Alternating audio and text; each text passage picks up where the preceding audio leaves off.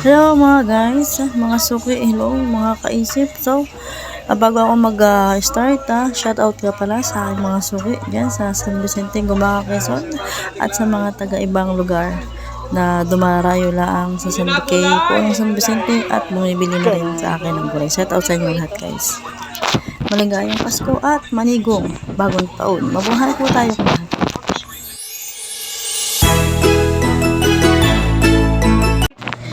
So, ayan, welcome back mga kaisip. Our video for today ay gusto kong ikwento kung paano ko o sabihin na natin paano ako nakabili ng sasakyan. At bakit ko nasabing katas ito ng gulay. And I'm proud of it, magkugulay to be. Taong 2020, buwan ng Marso.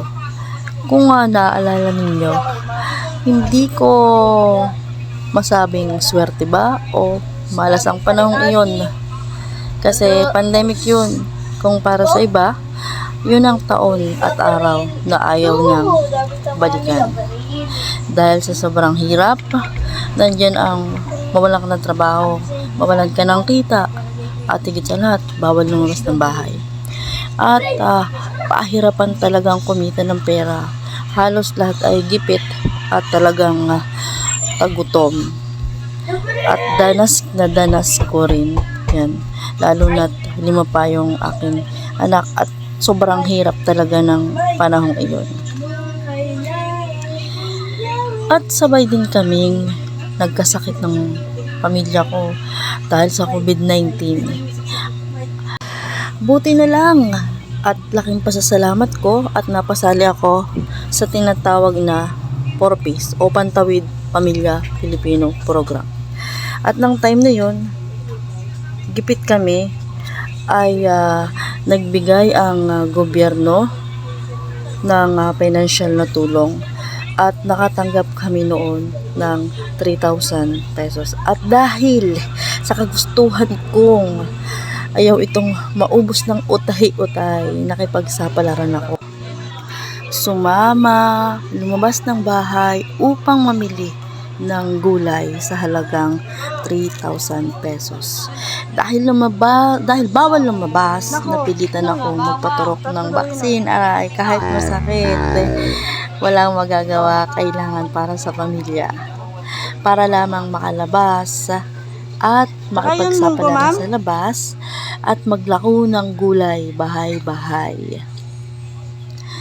Siyempre, kapag nagpaturo ka na, magkakaroon ka ng gate pass. Kasi food naman yung iyong inilalako. So, pinayagan ako, binigyan ako ng certificate na pwede ako maglako. Halos 5 barangay sinusuplian ko ng gulay at masasabi kong swerte ang araw na yun para sa akin.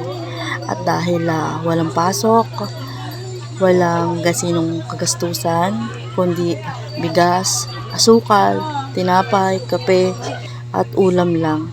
Yun lang ang binibili ko noon. Kaya nakaipon ako ng 50,000 sa loob lamang ng 3 buwan. Sobrang laki at hindi ko ina-expect na yung aking 3,000 ay hihigit pa o sobrang biyaya ang natamo ko nung pandemic na yun. At sakto naman na may nag-alok sa amin ng ban sa halagang 45,000. Nakarehistro na, good running condition, at talagang hindi na ako nagdalawang isip na hindi ko siya bilhin. Kasi sabi ko, aanin ko yung 50,000 kung i-stack ko lang siya or ibabangko ko lang. So, mas mabuti na yung ibili ko na para mas pakinabangan pa namin sa susunod na henerasyon. So, that's why kaya kami nakabili ng van dahil doon sa 3,000 dahil sa pandemic at dahil sa programa ng gobyerno na talagang sobrang laking tulong, hindi lang para sa akin, lalo tigit para sa mga anak ko. So, ayan. At ngayong 2023, hindi ko alam kung makakabili pa ako ng another sasakyan o makakapagpagawa pa ako ng bagong bahay. Kasi yung 5 kong anak, 6 na ngayon. Medyo nagigipit na ako. At syempre may pasokan na. Ilan na yung nag-aaral ko? 5, isang college. Tapos 2 high school. Tapos 2 elementary. May baby pa ako. So, hindi ko masabi kung makakabili pa ako o makakapagpaano. Pero, kung sa pagkain naman araw-araw ay masasabi kong sapat na at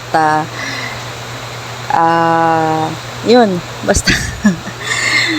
Pero sa awa ng Diyos, kahit pa paano sa ngayon ay nakakaraos naman kami at yun, patuloy pa rin ang suporta ng Pantawid Filipino program ng ating gobyerno. At sa susunod na video ko, mga kaisip ay ituturo ko naman o isi-share ko kung saan ako namimili ng gulay, kung paano ko ito dire-repack at kung paano i-handle ang mga category ng gulay. Siyempre may category din po yan. Siyempre hindi lang basta sa pagtitinda na basta magtitinda ka na ng gulay ay yun na yun. Maraming step by step at gusto kong ituro at i-share sa inyo step by step kung paano isaayos at isapuso at isabuhay ang isang pagiging magugulay. So kung nagustuhan niyo guys ang aking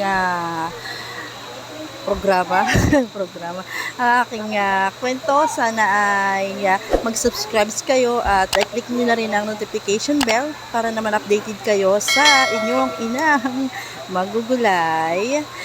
Dito lang yan sa Isip Ko Lang to Share TV. Thank you so much and God bless to all.